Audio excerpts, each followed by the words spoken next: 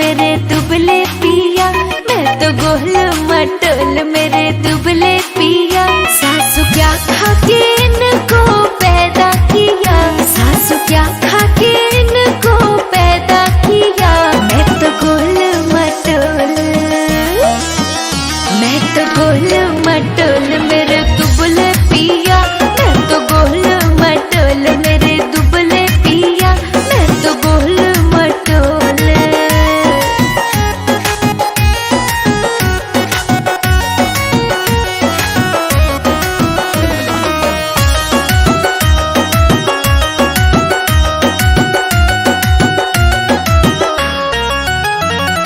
डरती हूँ मैं जब चले तेज आंधी, रखती हूँ इनको मैं अचरा से बांधी।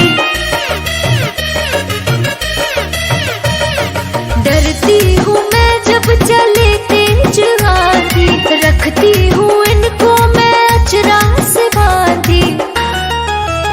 कहीं जाए बाहर तो, कहीं जाए बाहर तो मेरा डरता जिया।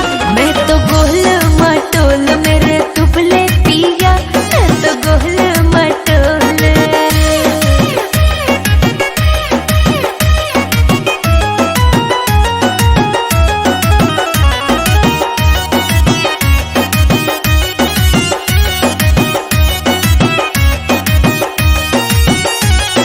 गले लगाने में भी सोचू सो बारी, टूट जाए ना हड्डी भरने में हमको बारी।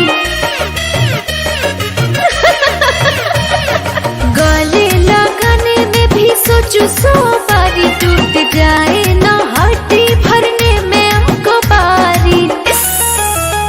कोई छुए ना सबको, कोई छुए ना सबको है माना किया। मैं तो गोल मटोल